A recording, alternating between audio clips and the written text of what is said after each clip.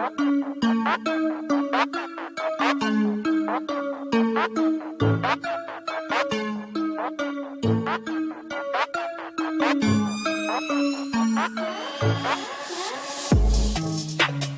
everybody, what's up? Welcome back to another awesome episode of The ROC. Yo. This is the Right of Center podcast. Obviously, you know that. Obviously, you found us somewhere. So wherever that place is, make sure you're dropping down the comments, leaving me and Ryan some good, solid feedback. Absolutely. I mean, because that's what we need, right? And because we're a bunch of like spoiled kids and we need that positive affirmation. Baby, please. Now, for real though, guys, make sure you're dropping down the comments and letting us know what you think about The ROC, what we can do to better the show, because at the end of the day, without you guys, there is no us. Not only that, but also make sure you get on there, on the social media platforms, and share our message. Social media platforms do their best to make sure that we can't spread our message. I just got another alert today that, you know, Facebook has marked my account completely as spam, more or less, and they limit the amount of times I can share or post anything to save and protect the community from my spam. So make sure that we are being counteractive. As much as they limit me, we need you all to do the posting for us. Oh, that's what it's about. You know, I hide my daughter from your Facebook posts because you're dangerous, brother. Now, for real, guys, and you can find us everywhere at ROC Podcast Nation. That's the Instagram, Facebook. You can start searching that on Twitter. You'll get there. And that is now the website. And that's the website. That's right, guys. www.rockpodcastnation. Do you really need to say www now? Is this 1999? Well, I say it like George Bush, the W. www. Nah, but yeah, guys, head over there. You know, we just launched a recent Pledge Your Support tab. If you're a corporate guy, if you got a business and you want to see some banners in the background, or you just want to help us, you know, support the mission that is the Right of Center podcast, guys, head over there. If you're a fan, if you like what we are saying here and you want to hear more of it, there is ROC exclusive content over there, and it's real easy to find. You guys head over to rockpodcastnation.com and you'll be able to find everything you need there. It's on the Pledge Your Support tab in the center top part.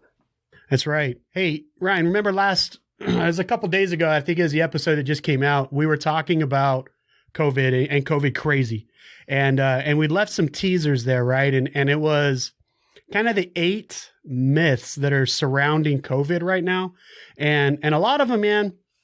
A lot of them I've heard and I've talked and even I found myself kind of guilty of spreading some of this stuff, man. And what's really crazy about the COVID kind of paradigm is that it's changing, right? It started and although we feel like in the moment, day to day, we feel like we've been dealing with COVID forever, it's really only been about a year. You know, we haven't been home from work yet for a year. Our kids haven't been home from school yet for a year, but it feels like an eternity, man. Yeah. And especially when you look at, you know, 2020, it wasn't just COVID, right? We had the social unrest over the summer. We had bro, you remember murder hornets? Oh yeah. Dude, it's like everyone forgot about those. And it was just one thing after another. You had remember when Epstein didn't kill himself? I remember that too. And you know what? Pepperidge Farm remembers. Oh, Pepperidge Farm remembers. That's right, brother. Yeah. You know, it was everything, man. It was the wildfires. It was the murder hornets. It was the election cycle that we went through. And to top it off, you know, you had COVID, and then you had all the riots and the burning of cities and the anarchy and all this other shit, man. And the conspiracy stuff, the first impeachment, you know, you had everything. And to add, you know, and that's why it really does seem that COVID has been around forever. It's because we've lived through so much during COVID. I don't remember another year in history, you know, and I'm, you know, 38, where, you know, outside of 9/11, where there's been a more memorable year for me. Ryan, what about you, man? I wouldn't say this is memorable for anything good, and not that COVID per se has been bad. I mean, it's definitely been a different year. It's definitely been something that's changed a lot of things, some for the good, some for the bad. Been a lot of bullshit we've had to put up with, and honestly, I'm very curious to see how the next year goes. I mean, they're already asking. I saw where they were already asking, what's his name? Fucky? I don't even know. Yeah, Dr. Fauci. Yeah, Fauci. And they were already asking him, so what does the 2022 look? are we going to possibly be still wearing masks in 2022? They're already starting to ask that, and we're not even in March yet, and they're already asking about next year, how fucked up next year's going to be. Well, who's asking that? I forget exactly. It was someone in the mainstream media. Yeah, you don't know which side it was from, right of center, left of center. I couldn't tell you. I remember hearing it. I remember it was a female that had asked him. But I couldn't tell you who it was. It was somebody that was asking him, and he was like, he kind of dodged it and played a politician and stuff. He's not an elected official, and although he makes more money than all of them, but he definitely could be a good politician with how he likes to dodge direct questions without direct answers. Before we dive into the into the COVID craziness, man, and there's so much more, and there's like news coming out about it every day, and I got a funny story to tell you here in a bit about it.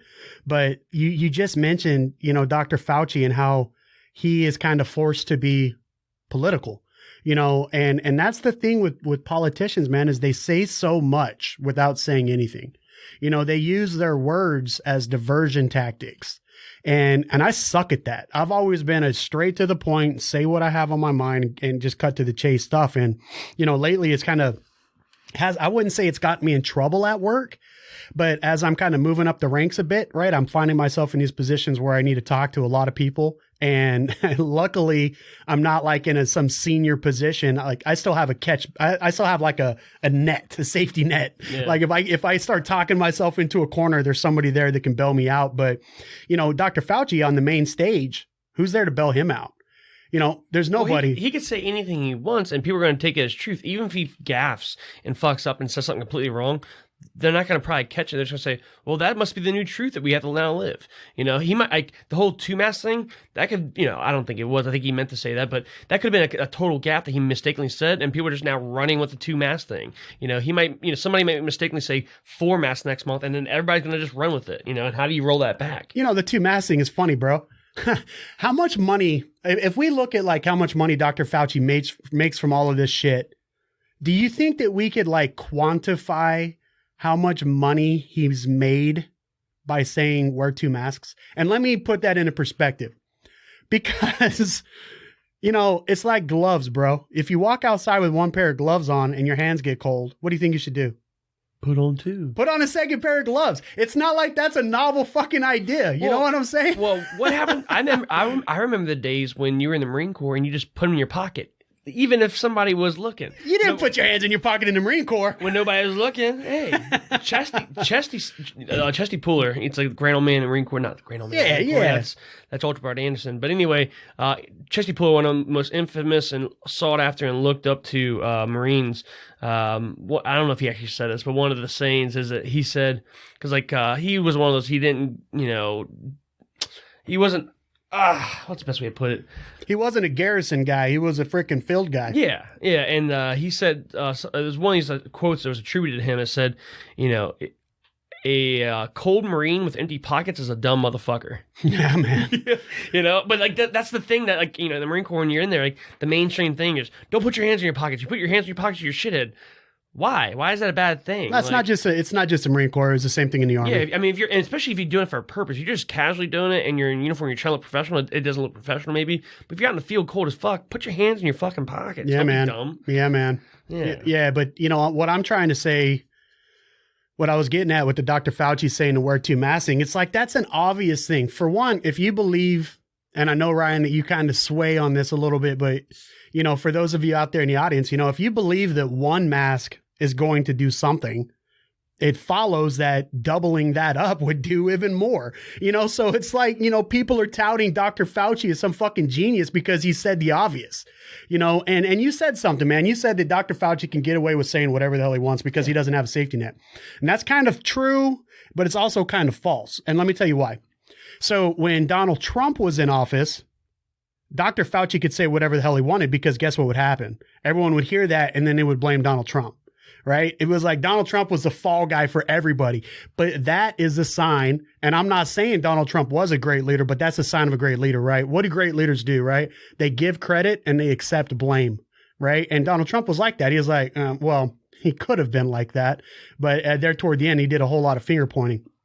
But now that it's the Biden administration in there, I haven't seen anything that's going to make me think that Joe Biden is going to say, hey, Fauci got it wrong. I have a feeling that Joe Biden's going to point his finger and say that guy's a fucking dumbass. Yeah, well, no, Fauci toes the line though, and he don't give a shit who's in office. He toes that same line, and I don't think that anything. I don't think he doesn't. He's not a dumb guy. He doesn't speak off the cuff. Everything's been planned and prepared and whatnot. And I don't think that he would say anything without it already getting prior approval from Biden. So I don't think that Biden will have to worry about throwing Fauci underneath the bus. They're both driving the same damn bus. Yeah, and you think that you were alluding to this on an previous episode, that you think that the whole COVID story is just kind of going to die off here in the next few weeks, right? That it served its purpose. Yeah. No. Yeah. I mean, it's just like anything and stuff that they want to push an agenda and stuff like. What's her name? Something Blasey Ford or whatever, the Kavanaugh accuser and stuff.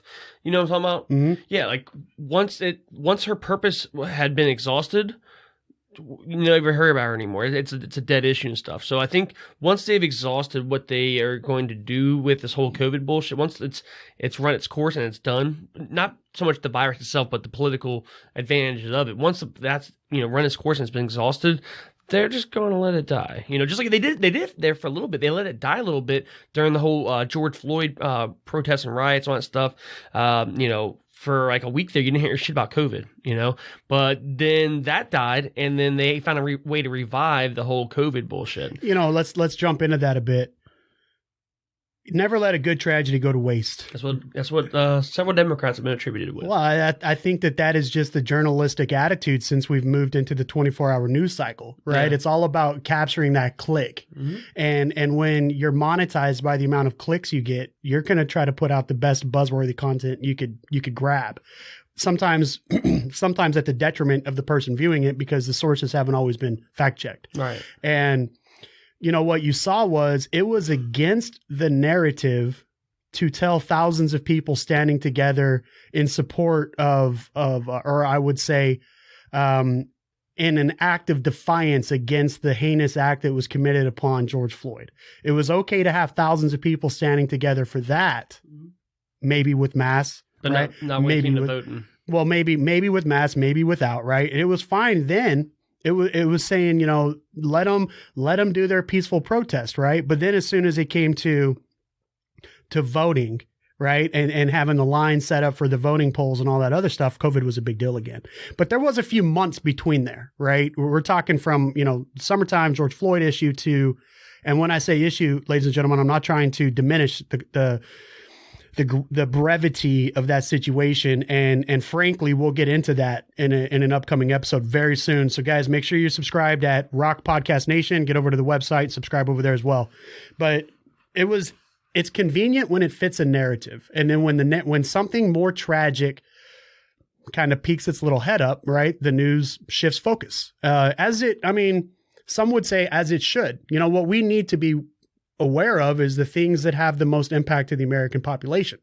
And, maybe the social unrest was what was most important at that time. I don't know, man. I don't write the news, right? I just make fun of it here on this podcast. But let's pivot a bit, Ryan. So what I want to do, if you're comfortable here, make yourself comfortable, bro, is this. I want to read off a couple of these persistent COVID-19 myths. And, I want to get your opinion. Okay. I want you to tell me what you've heard about it and if you think it's true or not. Okay. All right. So the first one here is this. The virus, and when we say virus, ladies and gentlemen, we're talking about SARS-CoV-2, the COVID-19 virus, right?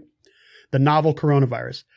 So here's number one, Ryan. The virus was engineered in a laboratory in China. Do I believe it? Here, let's do this. Let's do a speed round. True or false? All right. The virus was engineered in a laboratory in China. True. Why? Why do I believe that? Yes. Or why did they do that? No, why do you believe that? Because of I'm not gonna lie, it's been a little while since I really dove down that rabbit hole and stuff, but because of the evidence I saw and the reports and the intel that's been out there from the U.S. government based on what they believe, based on what they've been seeing and what their intel is, they believe that. And let's not forget, it started in China. This is the China virus. They started what they initially called it the Wuhan virus, but that was they didn't fulfill their narrative and stuff. That didn't meet their agenda. So they all of a sudden they changed it to the COVID-19 or what's some other names that they had. Now, it was always called COVID-19, but that's not what people were calling it. Yeah. People were calling it the Wuhan flu and all this other shit, right? Yeah, the Wuhan virus, because that's where it started out of. Right. But it is, in the scientific regime, right? You classify certain genomes of things, based on, trends in their molecular buildup. And this aligned with a novel coronavirus, and this one just happened to be number 19. Yeah. Right. And that's why, and what that tells you is that there's been 18 before, and there will probably be X amount in the future. But the reason I'm not disputing, and I don't think people are disputing the fact that this sickness kind of derived from Asia, from China. But what the story is, and you remember this, right? Because all of this shit we're going to be talking about was all news at one point.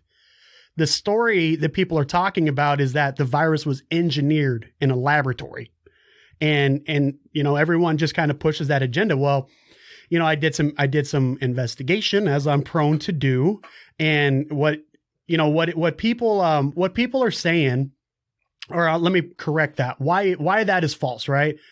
U.S. intelligence agencies, that's all your alphabet guys, right? They're on record, and all of you guys can go out and pull this information. It's not hard to find. They all categorically deny the possibility that the virus is engineered in the lab. And what they say is that, and this is across the intelligence community, they all concur with the wide scientific consensus that the COVID-19 virus was not man-made or genetically modified. And, depending on who you listen to, if you're still kind of pessimistic about Asian, scientists and what they say, the general consensus is that the COVID-19 virus did originate in another mammalian species, the bat, and that it transmitted that way. So it genetically adapted to do mammalian transfer, but it wasn't engineered in a lab. At least that's what people are saying now. Okay. That's not believable. How bats and human beings have existed for years. All of a sudden, something happened with a bat and a person, and then the person caught this disease, and the disease went rampant across the United States and every other country in the world. That's not fucking believable. That's not reasonable. That's not. I mean, I don't know. Am I crazy for saying that?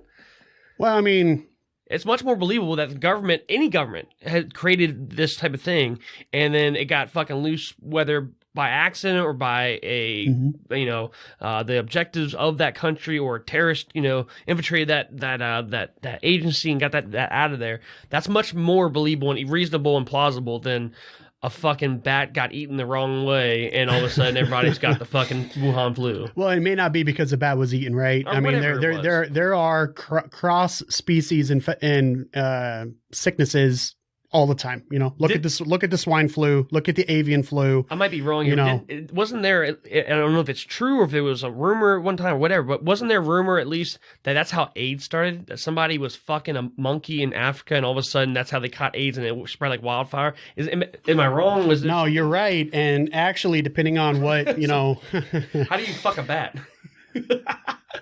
Well, with the size of your dick, man, I don't. No, I'm kidding. The truth is, cross species contamination does happen, and oftentimes the truth, like the simple truth, is the hardest one to believe. It originated in the bat community and it transferred to humans, and then humans were mass carriers, and it just fucking spread across the planet. And that's not too hard to believe. It's much easier to look for the suspense in the story. Well, how did that not happen over the last however many years of the bats and human beings existed? I don't know. Yeah. Okay. And maybe without doing the research, I can't say that it has never happened before. All right. And maybe it just wasn't as prolific as SARS-CoV-2. But it's when everybody wants that Tom Clancy novel, right? Everyone wants to say, "Ooh, there was this biological lab that was engineering this, pseudotoxin, and oops, something happened. Somebody tripped and it was Resident Evil, right? And the vial hit the ground, and before you know it, it's airborne." And if you think back to February, March 2020, we thought we were all gonna die, bro, and it just didn't end up happening that way. But everybody wants that fairy tale story. Nobody wants to hear that somebody probably ate some bat shit and next thing you know, half the planet's sick. Nobody wants to hear that. But, again, until all the data comes out, we're not going to have a real clear answer on that. And especially coming from China. First of all, we can't trust anything the Chinese say. You know what I mean? Oh, yeah. But a little segue. Didn't Ozzy Osbourne bite the head off of a bat? Yeah. How did he not get corona? Dude, it's a novel coronavirus. You understand what novel means, right? It means it's new. It's the newest thing. It's like, oh, that's a novel idea. It means it's new. It's innovative, right? It's an innovative disease, if you will, or virus. So the bat had just caught the coronavirus. Yeah, there's some kind of genetic mutation that took what could have seemingly been a purely bat virus, and it mutated, and then it transferred. If you remember, right, dogs can carry COVID. At least they said that. My dog never caught it. I don't know. Maybe he did. I don't know. Shit. Maybe I had it and didn't know. Yeah. But all right, let's roll. Myth number 2, true or false? All right, ready? COVID-19 is no worse than the flu. So it's not a straightforward answer. So some people have supposedly had it, and all they had was loss of taste and loss of smell or whatever. Some people have had it and obviously fucking died. I think that when it comes to that shit, how are there such wide, all-encompassing symptoms? Like everything in its mother can be now linked back to corona somehow.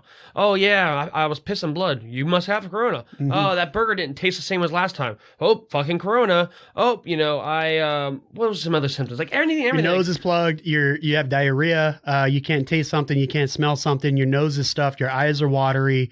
You have bowel pains. You have muscle aches. All basically anything that could go wrong somehow got classified into the coronavirus, right? Yeah. So, I mean, if you believe that all that is true and is actually linked back to corona, then in many instances, no, corona is not. Like it's much more pleasurable to have than the flu. I've had the flu before. It's been years. I don't get sick often, but I remember that being not that pleasurable at all. It was much more than just loss of taste and smell and not. But no, if you so in general, I guess to a certain extent, based on how wide varying, the coronavirus is, in many instances, from what I'm hearing from other people, it's not that bad. Obviously, some people have died and this and that, and I've met people that said, no, it's fucking the worst thing in the world. I wouldn't wish it on anybody. So I guess, down the road, I'm sure they'll filter out and they'll say, oh, well, the smell and taste thing, that wasn't really corona. So hindsight will be 20/20 like it always is. So final verdict, COVID-19 is no worse than the flu. True or false?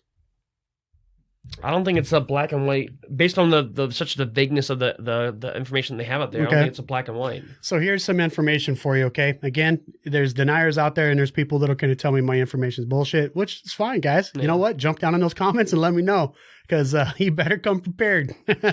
But what they say here is the precise infection rate, the fatality rate, I should say, of COVID-19 is hard to measure, right? I mean, we only have a year of data here, but epidemiologists, they suspect it is far higher than the flu, somewhere between, 0.5% and 1%, okay, compared to 0.1% for the flu. What it means is that its transmissibility is higher, right? And also, I'm sorry, its transmissibility may be equal, but the infection fatality rate is higher. So just because you caught the flu, you're less likely to die from it, as opposed to if you caught the coronavirus, you're more likely to die from it. And the Centers for the CDC, right? Their estimates are that the later causes coronavirus, right, causes 200,000 deaths And this was back in September, whereas the flu had only caused roughly 12,000 to, and you know what? I'm having a hard time reading these freaking numbers because they seem bullshit to me even. So I tell you what, guys, I'm going to tell you what they say, and but I'm skeptical, right? They're saying that the flu at most caused 61,000 deaths, but COVID-19 at this point had caused 200,000. And as we all know, this data is a little bit old. As of a couple days ago, we had crossed that, 500,000, 500,000 deaths mark. But I'll tell you from personal experience, Ryan, a couple people in my family got COVID, and, they said that they couldn't taste, they couldn't smell, and they got it, coming into the fall. It was before election cycle. So it was, September, October time period, right? It was right before we went camping, or I was going to go camping. So whenever that was. That was July. Yeah, so it was July. Yeah. Okay. And, so they got it, and they say that they still have issues of like smelling and tasting. Yeah. And what it felt like to them was that they were constantly out of breath. Yeah. I think I remember hearing one of them say that they felt like somebody's knee was on their chest for weeks, Mm-hmm. Yeah. And I've had the flu before, man. I've been knocked the hell out by the flu, and it sucks, man. But my wife and I both got sick last January 2020. And it was before anyone really thought that COVID had made it to the United States or whatever. And again, how can you specifically say that something isn't here if you're not testing for it? Yeah. Right. But my wife and I, man, we both got fucking sick in that February timeframe, man. Whoa, we're ill. And it didn't feel like anything we had before. Like my wife had like this persistent migraine for days, and I remember like just coughing and all this other crap, right? Which was abnormal. And we just wrote it off as like, man, that sucks. It's bad flu. We went to the doctor to get tested for the flu, and we didn't have the flu. Mm-hmm. And we all did. My wife, my kids, us, myself, and nobody had the flu. But yet we were sick as shit. They tested us for strep. We didn't have strep, but we felt ill, mm-hmm. right? So what could it have been, right? So, when coronavirus kind of became a thing in March or whatever it was, when it really became a thing, we just kind of wrote off like, well, we probably already had it, but we didn't know what it was. So, the verdict's out, right? Coronavirus, is it worse than the flu or not? Well, your results may vary, right? I don't necessarily, I think that it's very unique. I think each person is going to have their own measure of that. I will say, like everyone I've met that's ever had the flu, everyone has, when it comes to corona, it's varying. When I've, either had the flu or met people that had the flu, no one's ever said it was pleasurable. No one said it was simple as they lost taste and shit. So if you want to go based off that, if everyone had the flu, fucking sucked. Everyone had the corona, not the same story. So, if you want to go off that, I would say that the flu is probably worse than corona. And I know, and I will say this, I don't know firsthand anybody that's ever died of the coronavirus. I know that my situation might be unique, but I don't know anybody firsthand that's ever died of coronavirus. I do know two people firsthand who died of the flu. Right, a guy I went to high school with, and one of my wife's relatives and whatnot. And both of them were relatively young. One guy was, her uncle would give, I want to say he was probably give or take 50. Mm-hmm. The other guy's my age. So at the time, he was probably 29, give or take, 29 when it happened.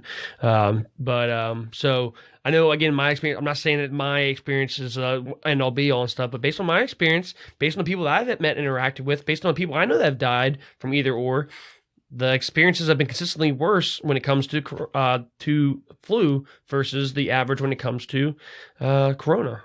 Well, you might have been talking to a lot more people that have had corona if you could actually get out of your house and go talk to people. Right? I don't stay in my house. I know you don't, but there are a lot of people that do. Yeah. I met people that had... No, go ahead, man. Yeah, no, I've met people that have had a horrible fucking time. Like, I had a guy in a class a couple months ago, and he is a career firefighter, or at least he was, and he got coronavirus, and he damn near fucking died. Like, he was on, like, his deathbed. Like, his family was talking to the funeral home about, making arrangements and stuff. Like, that's how close to death he was. And I met him in class a few weeks later. He had, made a recovery enough, at least to leave the hospital. He still has, still feels generally, at least at the time, this is a couple months old now, but he felt relatively weak and stuff. His hand, he had to have it in a thing that helped hold his fingers open, because otherwise it would just sit there and whatever. It was just, he was, he's going to be permanently fucked up the rest of his life. Because of why? He had a coronavirus. So you do know somebody that was pretty fucked up. Yes, but I don't know anyone that's ever died. Right. But I mean, that's pretty fucked up. I don't know anybody that's ever had the flu that fucking can't open their hand. But, that's some depressive shit, dude. Let's move on to something I know you're going to want to talk about. Yeah. I know that this is something you're wanting to talk about, so I might actually hold this myth off for a little bit. So let's try to skate through a couple of these real quick, all right? And then and then I'm going to bring you home with this other one. Oh yeah, man. I give you a little taste. All right, here we go. Number 4. Well, this is technically number 3, and we'll skate around here. So actually, I'm just going to stop using the numbers here. Wealthy elites are using the virus to profit from vaccines. What do you mean by that? Just make sure I'm clear on what the question is. Okay, well, first, have you heard anyone say that there are elitists out there that are using the virus to profit from vaccines? That this is from the vaccines or from from the vaccines, virus? From the vaccines. I don't understand how. Like, I know there's so what people are saying, why people believe it, right? Is what they're saying is wealthy or influential figures such as Gates and Fauci are there. Bezos. Yeah, they're often the target of these conspiracy theories, right? And even Trump has at times attacked Fauci, which is a member of his own, coronavirus task force, calling him an alarmist, right? To try to ramp up this fear of the virus to the point where, inadvertently causing alarm so that, in an effort to cause these global elitists to get even more rich based on the treatment. Have you heard anything about that? Yeah. I mean, and again, that's going to be a legit question. Have you seen or heard of the fact that Fauci has, his name are on patents related to COVID and vaccines and stuff like that? Have you seen or heard anything like that? I have, okay. And just to throw that into perspective real quick, understand that there are many COVID viruses. Mm-hmm. This specifically is COVID-19. Yeah. All right. Just putting that out there. Right. Yeah. So do you think that the wealthy elites have in any way generated hype about this virus in an effort to design and sell the cure to make, billions of dollars? I think there's some truth there. I'm not saying that this is all based on that objective, but I definitely think there's some truth there, yeah. You know what? I think there's some truth there, too. Yeah. I think that there was an abnormal amount of hype pushed out because of this. I think at the beginning, again, there was a lot of misinformation. And when I say misinformation, I don't mean disinformation. And there is a clear difference there, guys, and I encourage you to know the difference, right? But misinformation was information that was given with good intent, just turned out to be false. And, at the beginning, we were hearing, potential death rates through the roof. And over time, what we've kind of started to see was that for healthy people under a certain age that take care of themselves, it's like a 99.5% survival rate. You know what I'm saying? Should the country have been shut down for something with that low of a mortality rate? And it keeps on going down lower and lower and lower and lower. They don't even bring it up anymore because it's that irrelevant. Larry Hogan used to fucking belt out the death numbers and all that shit every freaking day. And then I think it was probably by June, you stopped hearing about death rates and mortality rates and death numbers. You just hear about positivity rates. That's all you fucking hear anymore. Because they know that if they said the death numbers, then people would just stop giving a fuck even more so than they already are. But, that's the way they can say, there's been an outbreak at someone's, there's been 5,000 test positives in this area. Well, how many of those people got sick? How many of those people got really sick? How many people died? Those numbers matter too. The positivity rates don't mean shit, especially when some of those are false positives as well. You look at Magic Johnson, right? He's been living with AIDS his whole life. Yeah. You know what I'm saying? And people, back in the day, all we heard about was the people that were dying from AIDS, know, and now the cure's out. Well, not the cure, but the treatment and all this other stuff. And, data is such a tricky thing, and you could twist data to show you whatever you want. funny because Fauci had a big hand in that whole story and virus and whatnot too. The whole AIDS epidemic. That's where he kind of got his namesake started. That's how he got on the road to now having a $400,000 a year job with the government. Well, doctors are rich. Okay, I'm not gonna say that. Ryan, there are people listening to this podcast right now that are making six figures, and they probably they don't have a PhD. How many of them make over $200,000 and they work directly for the U.S. government, not a consultant or a contractor or a business owner? He's a direct employee. Yeah, he makes more than the president of the United States. The wealthiest, the largest. Here, let me digress just a portion here. Who do you think is the largest paid state employee in the state of Maryland? A Baltimore City cop. Nope. University of Maryland football coach. Yeah? Yep. Well, I guess because I guess Baltimore City cops aren't really. But I will say I'm pretty certain that out of Baltimore City, definitely the most highest paid person, I believe, is a Baltimore City cop. There was because there's a big old story and stuff, and I know we're going down a tangent and it's unrelated, but the cop made like $265,000 in 1 year. Oh, people can stroke it, man. They hit it with the overtime. They get all that other shit. I had friends on the DC fire department that were, their salary was large, and then there was just a ridiculous amount of overtime that they were pulling in ridiculous amounts of money, brother. But, oftentimes, people throw around values like $400,000 a year, to shock people. Like that's a grabby subject, man. But the head coach of the University of Maryland football team makes almost that. He makes more than a governor. At the same time, too, he generates that much wealth. Yeah, he generates that much wealth through patent and research and teaching and all this other stuff. And when you're an old gray hair like him who's been following viral transmissivity and diseases and stuff like that your entire life, it doesn't surprise me that he worked with AIDS, because at the time that was the emerging issue. It was AIDS and then all the hepatitis regimes, and now it's fucking COVID. It doesn't surprise me. You know what I'm saying? Mm. And I think that people that fall into certain regimes, they like to look at stuff like that and try to draw these narratives that, oh, this guy's been, Fauci's been behind it the whole time. He's been planning this for so long. Look at all the money he's making, and he's got patents on other stuff. Dude, he's a fucking brilliant man. And if COVID would have never came, nobody would have ever known his name, as mainstream as it is. But to back up to the question here. Yeah, I think that there's been some buzz. I think that some wealthy elites are using the virus to profit from vaccines.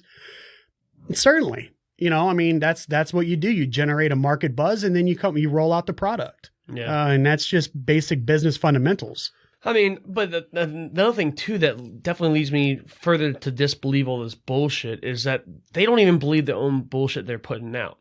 Back when, back before the 2-mask thing, and it was just a 1-mask thing, and you got to wear your mouth and your nose and all that stuff, Fauci was, at a Nationals baseball game. Mm-hmm. How he got so, nobody else is going to baseball games, and baseball players aren't even barely going to fucking baseball games, but he's getting private seating with 4 other people at a Nationals game, and he's got the mask, I believe it was down around his mouth, and he was just sitting there chilling. Must be nice to be an elite, brother. Dude, it must be fucking nice. What's good for the goose isn't always good for the gander, right? And that's how you know which bullshit and what's not. Yeah. He's supposed to be such an expert on how bad this shit is. And he knows it's not that bad where, hey, I don't really have to wear a mask over my fucking mouth, over my nose. Well, at least around his certain people. And we'll get into the mask stuff here in a bit. Let me bounce around. I know we're kind of going all over the place here, but let me jump into one that, it's easy for me to kind of repeat this story because it's funny to me. And first, let me ask you this, Ryan. Right now, there is a very finite number of stupid ass people on the planet, right? I wouldn't say it's that small. I mean, no, not when I say finite. When I say finite, means it's a discrete value. Yeah. You were like this, and I was like, it's more like this at least. Nah, so it's not infinite. There is a number. There are a number of stupid people on the planet. I don't need to test everybody on the planet to find out how many stupid people they are. And if I started to test the amount of stupid people there were on the world, it's not going to make more stupid people. It's just going to tell me how many of them there are based on the amount that I've tested. Well, some narrative that was pushed around for quite a while is this. True or false? increases in cases are the result of increased testing. I believe so. Yeah, but that's where that is part of that. The funny thing is, the more people you test, the more you have positives. The more you have positives, you have the same deaths. You can only lie about the deaths for so much. So the mortality rate goes farther and farther and smaller and smaller and smaller. So that's let's test everybody and like have more positive tests. But what they didn't quite think about fully was, well, the more we do this, the more whether there's positives or negatives, the death rate's going to be smaller and smaller. So that's why I stopped talking about it. Yeah, they stopped talking about it, but I need to make sure I heard you right. Yeah. Are you saying that by testing more people, there were more cases? No, but you're not. You're aware. You're aware of more cases. Let me make sure I'm articulating it properly. The more you test, the more you're going to expose what we didn't. The truth of the matter is going to come out. And that's also counting in that there's false positives. But if 100 people are sick, and you only test 2, then you only know that people are sick. You test all 100 and stuff. You test 1,000, you find those 100 that were sick and stuff. Now you know a better picture and stuff. Yeah. So no, not more people are not getting sick, but more clarity is coming to the picture of what's actually going on. Yeah, there was this hysteria, man. It was like, oh, the only reason there's so many cases is because we're tested. And it's like, dude, me opening the test package doesn't naturally create another positive person. The person was already positive or they weren't, right? Yeah. And it's just like the stupid people, right? Just by me giving everybody an IQ test, it's not going to make more dumb people. It's just going to allow me to have a better perspective of how many dumb people there really are. Well, then when you pay the hospitals however much money to make sure that you have hey, let us know how many people actually died of COVID. And, each time we'll give you this amount of money. No shit, you're going to have more people dying of COVID. It's going to show up on the death. And Ryan, we talked about this in a different episode over on my other podcast, the Pots of Hardcast, but I want to touch on it here. So there was somebody that was very close to my family out in Arizona that did pass away. And this was an old man. He smoked a pack of cigars a day, not cigarettes, cigars. He's an old schooler. He's a Vietnam vet, Marine Corps. And when he died, his wife wouldn't allow them to do the autopsy. And by doing that, the hospital there, the coroner wouldn't certify his death without doing an autopsy because it was a little fishy. This man who hadn't been to the doctor in nearly 30 years all of a sudden winds up dead. They're going to start asking questions. And then the wife was... How old is he? They're old, bro. 60s, 70s. They're old people. Old gray, bald hair, bald man with the big gray mustache. Smoked a pack of big old thick cigars every day for as long as I knew him, man. Yeah, it's kind of cool. Had a major crush on his daughter when I was growing up. Yeah, but so the only way that they could get his death processed was his wife had to allow the University of Arizona to come and pick up his body, and to do that they had to put COVID on the death certificate. And why? I have no idea why, bro, but it speaks to this. It speaks to what you were just talking about. How many of those are out there now? How many of them are out there? Yeah. How many people, and this is the one that everyone likes to grab a hold of, right? How many people died in a car accident, but COVID was a cause of death? There was a story last week where a coroner, or how are you going to call it? Anyway, I'll have to find the details. I'll have to find the story, and we'll maybe share it in the show notes. But where they came out and they said, yeah, we fucked up. These guys that were shot and killed, we put them down as COVID, and they didn't die of that. They were shot and killed. And how many more of those exist? Yeah. There's probably a ton of fucking shooting victims in Chicago that are fucking now COVID fucking deaths. Yeah, and there were, if you remember during the hype of all of this, right, there were so many people that went on YouTube and were saying, like, guys, and these were doctors or nurses or charge nurses in the ER and whatnot, they were coming out straight up and saying, we are being forced to write COVID as a cause of death. And other doctors will come out and dispute that, man. But everybody look around. There's over 330 million people in the country. Just because your cousin that works at the doctor's office, down the street in your podunk town didn't do it, doesn't mean it's not happening. The world's a lot bigger than you think it is. All right. And, all right. So I think we both agree that, I think that the true, your opinion here is false.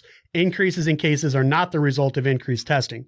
The cases are already there. Just the testing just makes it apparent. Sure. This is another myth, right? herd immunity will protect us if we let the virus spread through the population. True or false? I think there's a level of truth there. Okay. Why? Yeah. Why do people believe it? And now this is what some people are saying, Ryan, while you gather your thoughts there.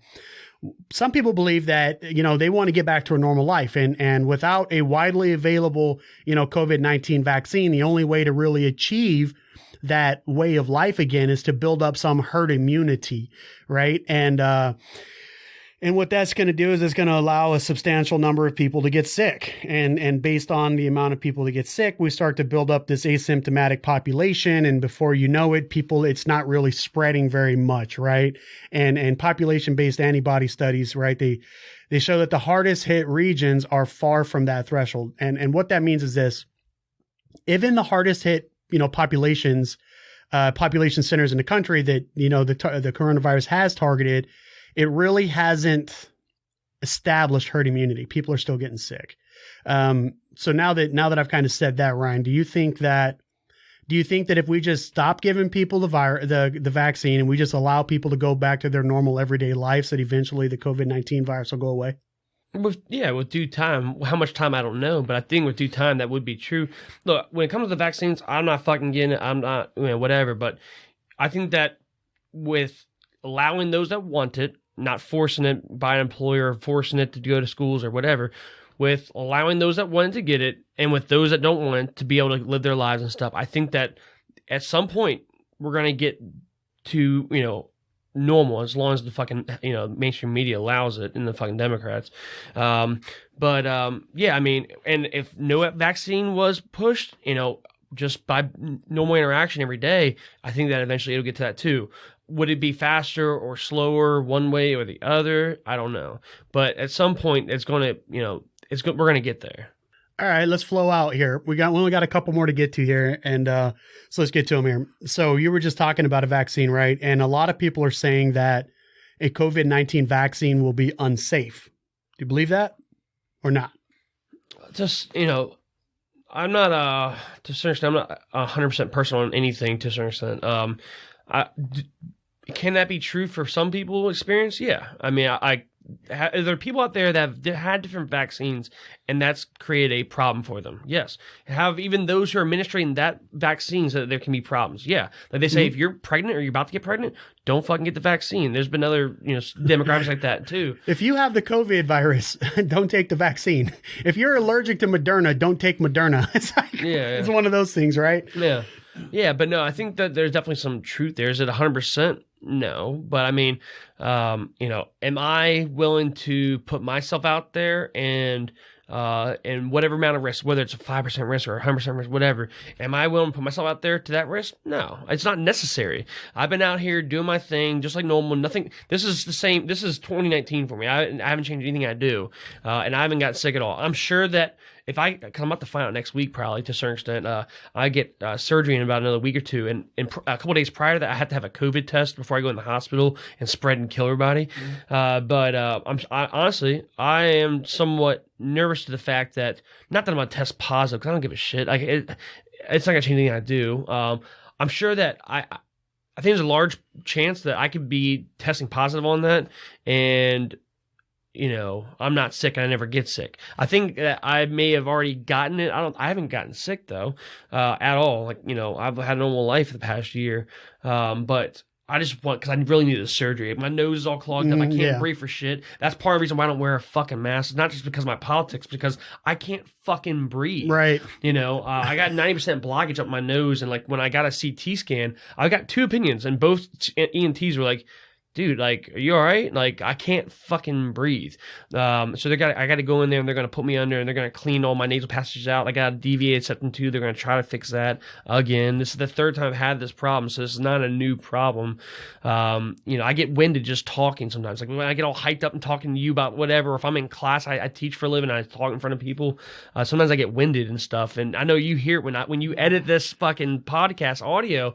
You hear me like, dude, you got to stop breathing. Yeah, one of these days I'm going to release, or we will release a raw episode. Maybe we'll throw that over there on the exclusive, the ROC exclusive on the website, rockpodcastnation.com.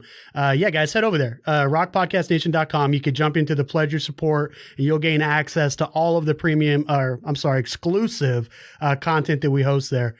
Let's bring it back around. And I know we're going to have an episode coming up pretty soon on the vaccine, and it is emerging. There are several that are going through the final stages of FDA clearance to get those out.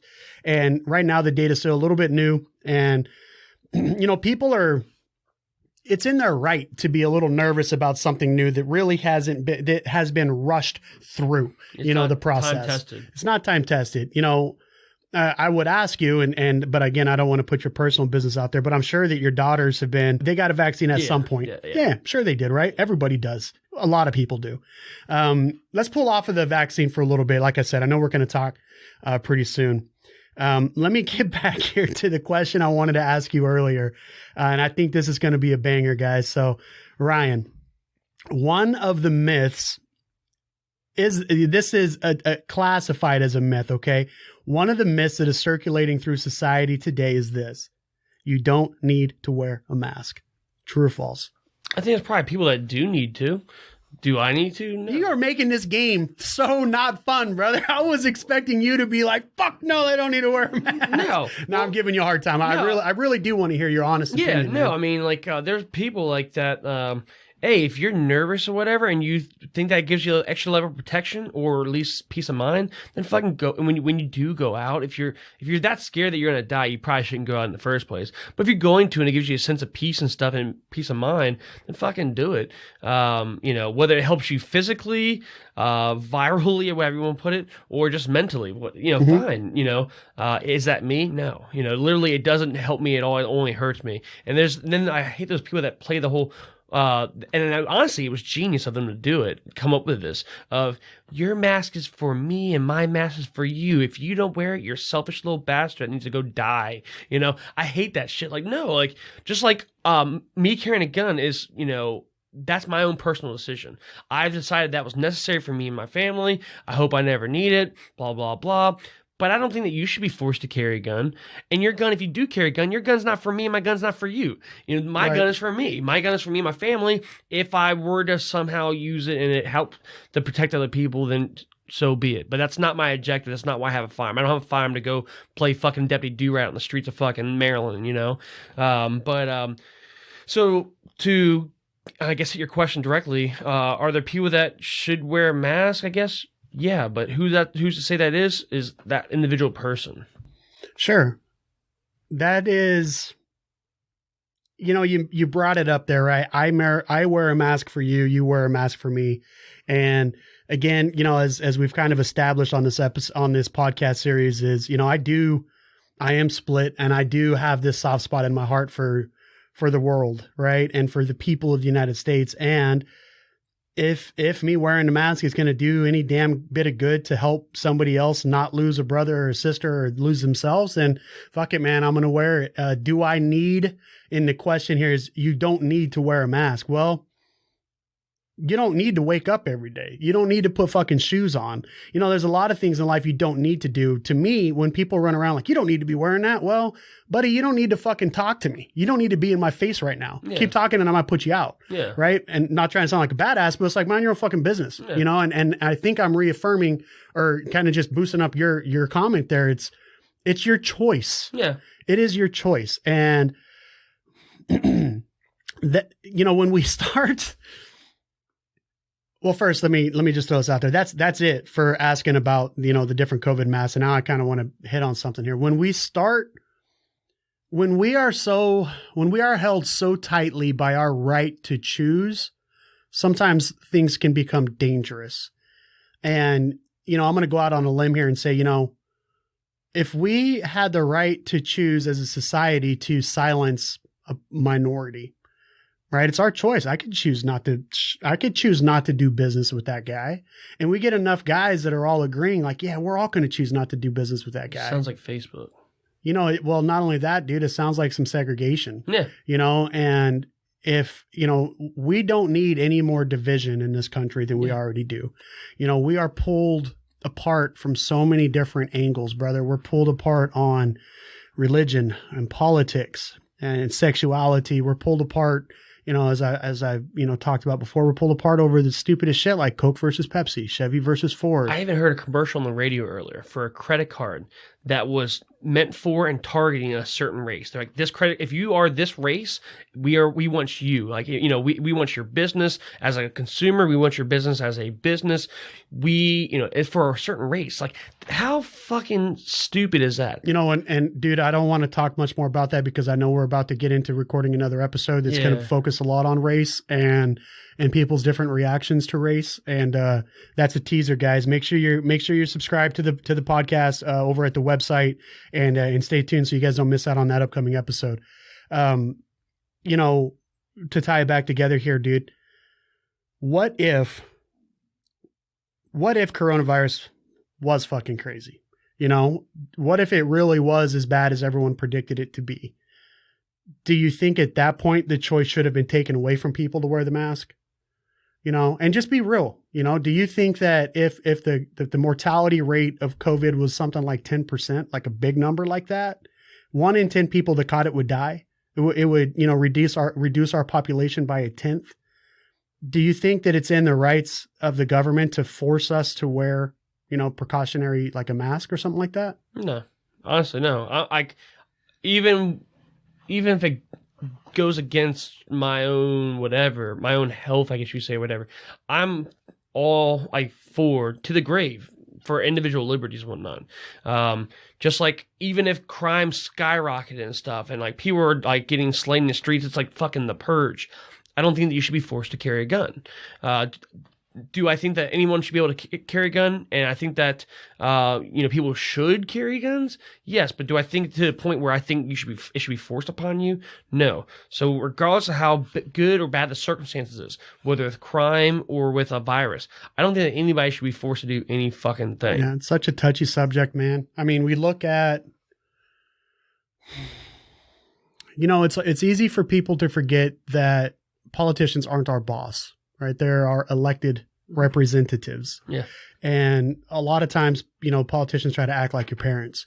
If your kid, Ryan, kept putting his hand on the fire, you take him away from the fucking fire. You would take action to prevent him from hurting himself. Mm-hmm. And sometimes, if the mentally ill, all right, we contain them so that they don't do any more harm. People that are threats to society, we contain them in prisons so that they don't do any more harm. And if there were people running around without a mask on and carrying a disease or a virus that has a 10% fatality rate, you don't think that the government, would try to do something to protect us from doing more harm, to eliminate that risk? I don't think so. I don't think they should. No. I mean, no. I'm not gonna take the bait. I'm not trying to bait you, brother. I want to have a conversation about it. I want to think about it because, dude, 1 in 10, that's 30, over 30 million people. That's like taking an entire state and just killing it. That's a big thing. And there are people that have to make those decisions. And in a moment of heat, in a moment when there is an emerging issue, mm-hmm. when you don't have all the information and when shit's going rampant, somebody should stand up and say, hey, let's swing hard. And if we miss, right, at least we swung. And I think that is what a lot of people did at the beginning. And they said, look, motherfucker, stay home, wear your mask, don't go out. People could die, wash your hands, wear your gloves, don't talk to people, quarantine, close the schools, go home from work, all that shit, right? Because at the time there really was a risk. And, and that kind of just goes to show you like the lengths that the government is willing to take to protect its own people. I don't think that it was a controlling measure. I don't think it was mommy and daddy trying to slap our wrist and say, don't touch that. But do you think that, I agree, maybe not initially, but do you think that it's gotten to that point now where... Dude, I don't know, man. Let's put it this way. In California, Florida. All right, California, Florida. All right, and I'm going to try to peel up some more information, go in more detail on it. But California has recorded 822 cases per 100,000. All right, Florida, 8,500. right? So about 8,500. Very close numbers within But a couple Florida- of decimal points. Yes, but Florida being lower. Yes. Right, and that's with California being as strict as they are with the masks, with the lockdowns, with the shutting down and closing up businesses, and that's with Florida, no mask requirements, not shutting down business, and they have a much higher, An older population. A very older population. I mean, that's the retirement capital of the world. Like whenever people say, "Oh yeah, I want to retire, go down to Florida," no one ever says, "I want to retire and go to California." Not anymore. No. If any, there's a max exodus out of California. Yeah. No one wants to go to California, and anyone that goes there is those who are looking for the LA lifestyle, the young fucking cat straight out of fucking high school. They're gonna become a model or some bullshit. Everybody and their mother. But the average age, actually, the median age. All right, to use the right word. The median age in California is 37. The median age in Florida is 42. The U.S. as a whole, the median age is 38.5. All right, so they're on either sides of the mean. Yeah, so Florida, a lot less, if any, restrictions at all, and they're having a better cases per 100,000. They have a better situation going on in Florida with a lot less restrictions. Everything about it is better. Mm-hmm. California, so much more restrictions, business shutting it down, suicides up, and the age rate is actually lower. And that's the thing. I bring that up because in case people aren't understanding or not paying attention, supposedly the elderly and the senior citizens, they have a lot. They're much more susceptible, supposedly. Yeah, I think everybody knows. Old people get it. They're more likely to die. Yeah, but. We can't open the schools. Florida schools are open. Can't open the schools because then Susie or Bobby are going to get sick, or they're going to catch that shit at school. They may not get sick, but they're going to bring it home to Grandma and Bobby and whatever. But that's not the case in Florida. Like I tell people, Florida's reality is going against the theories of California politicians. California politicians are trying to achieve what Florida's achieving, but they're going an entirely different route. Right. California politicians would love to achieve what Florida is achieving, but they're going about it in two totally different ways. I'm interested in why that data is the way it is. I'm interested if there is some reporting error or something else. I'm interested if, I'm interested in that data, and I'm interested in it for a few different ways, right? Like, is it because there are more mass population centers in California? You look at places all the way up and down the coast. California is obviously a lot larger than Florida, has a much larger population. But we said per 100,000. Yeah, we did. Yeah. But what is the concentration of those 100,000? You see what I'm saying? And we mentioned in a previous episode, it's hard to just kind of pull one data without having all the pieces to put it together. Yeah, but say, no, I see the data. I hear you. Yeah. They are worlds apart in the way that they're reacting to the virus. Worlds apart, and their death rates are similar. Right. And Florida has an older population. Yeah, it shouldn't add up, and it kind of makes me question, like, okay, well, because of how wildly different the two situations are, it makes me question the data. Right. It's like either. It makes me question either data. It makes me question California's reporting, and it makes me question. I'm always critical of anything and skeptical and stuff. I will say, like, if Florida was lying and skewing their numbers, making it look lower to make themselves look better, I'm 100% certain that the fucking mainstream media and all their fucking gulags would fucking find out and bring that and expose that. But they've been almost ignoring it entirely. They don't want to bring up Florida at all because of so much good that's coming out of Florida. Well, you know what Trump said, right? The sun kills the coronavirus. So sunny Florida, right? Yeah. Well, no, I'm not saying there's truth to that or not, but like, hey, maybe, like you said, not everything is the same. So maybe their climate is playing part. I don't know, but I'm saying maybe their climate's playing part of it. They're entirely, much more southern than California. They're much more better weather, I guess. I don't know. Maybe, there's a lot of things that could play into it. Like, yeah, there really is. There's more of a concentration in California. They have higher populations in these bigger cities, but at the same time, too, Florida has big cities too.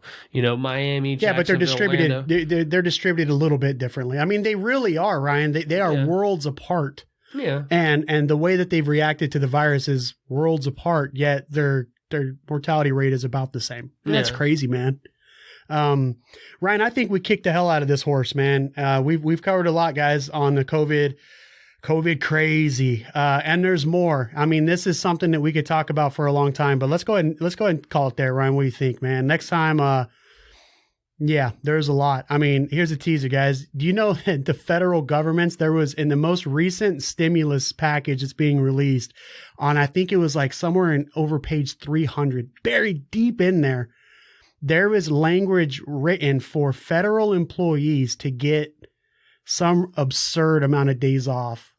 Yeah, buried in there, like so deep, man. Like I think it's page 305 of the new stimulus bill coming out.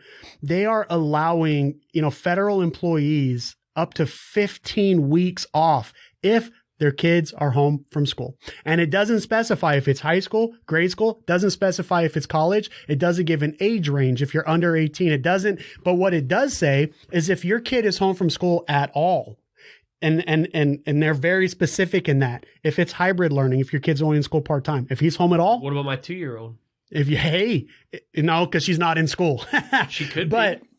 Yeah, she could be, right? But it's up to 600 hours in paid leave, and you have up until September 30th to take the leave, up to $35 an hour, right? That's some pretty good coinery, brother. And to be able to take 15 weeks off for 40, it equates roughly to 15 weeks off for a 40-hour employee. I just want to be clear. 15 weeks off, that doesn't mean like at home, working from home. That's off. I need to get and that's that's in page 305 of the new stimulus bill is coming out. It's an extra $570 million budgeted into there. And, for federal employees. So sounds like I need to get a second job with the federal government. All right. Hey, Rock Nation, make sure you guys are commenting and make sure, listen, if you're listening on an iPhone right now, the very, very best thing that you could do to support this show is to find us on Apple Podcasts and leave a review. Do that on whatever podcast player you are on. Leave reviews, guys, because what that's going to do is it's going to pump us up in the charts and people can find us. All right. Also, I want to give a little plug for something that we've started for ourselves at the podcast. If you go to rockpodcastnation.com, all right, go to the Pledge Your Support tab. We actually have an opportunity that's very unique and it's limited. All right, it's the founding members. All right, the founding members is the first 100 people that join. We're only going to have 100 people join the founding members. That's it, ever. All right, so whether you join next week or you join I imagine hopefully it's going to be those 100 spots going to be taken within the next couple months. But once those 100 spots are gone, they're gone. But what that is it's $25 a month that you pledge in your support to our podcast.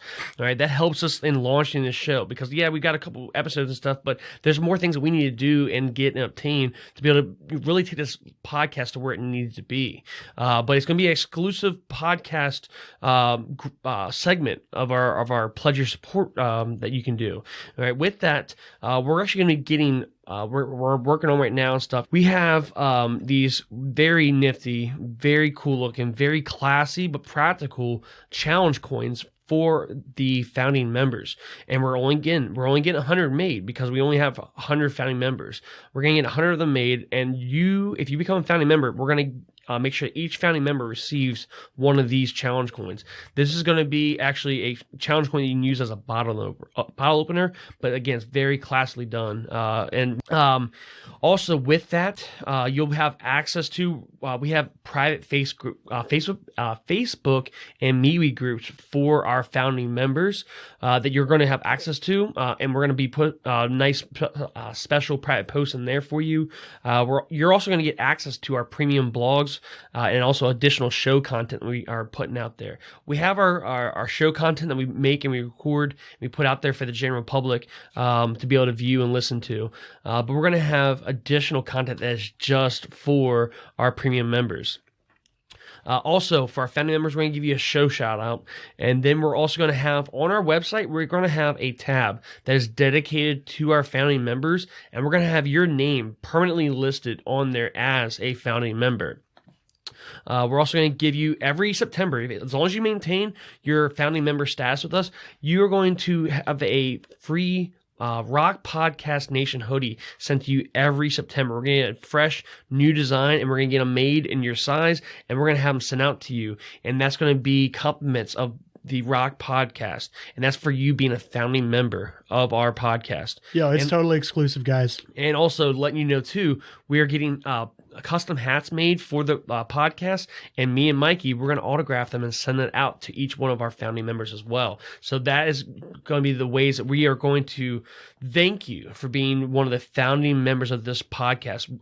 This is going to be something you're going to look back on 20 years from now and be like, I was a part of that. I was an initial part of that. I was a founding member. I am a founding member. Here's my challenge coin.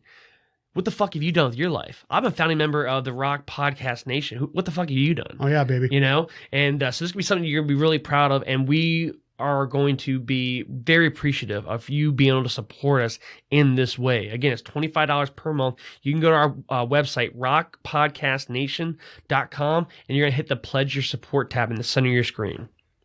I couldn't have said it better. It really boils down to just supporting our mission, guys. Ryan and I, we're not here to make money from you. We've pulled off our own greenbacks to get on the hosting sites, to get the podcast out there, to get the website stood up, to get content out to you guys, 2 days a week. We're releasing episodes on Mondays and Thursdays. I mean, we're cranking it out. We're cranking out exclusive episodes that you guys could access once you do pledge your support. And guys, it's all about just connecting. We, as we said in episode 1 there, we need to get the message from the right of center out. Yep. We need to make this world a smaller place, one story at a time, guys. And it starts with, we cannot do it alone. We are asking, for your support. So you can't be in here with us to record, do all that type of stuff, but this is how you can contribute to the conversation and to the discussion, is by helping us be able to do what we're doing. All right. We can't do this without your support, and we greatly appreciate it. And again, we're going to add your name as a founding member. We're going to add your name to the tab on our website, and it's going to be permanently fixed there, because we want everyone to know how you went out on a limb for us and helped us find, really get the basis of this podcast here. That's right, guys. That's at rockpodcastnation.com. And you can find us everywhere on all your social platforms at Rock Podcast Nation.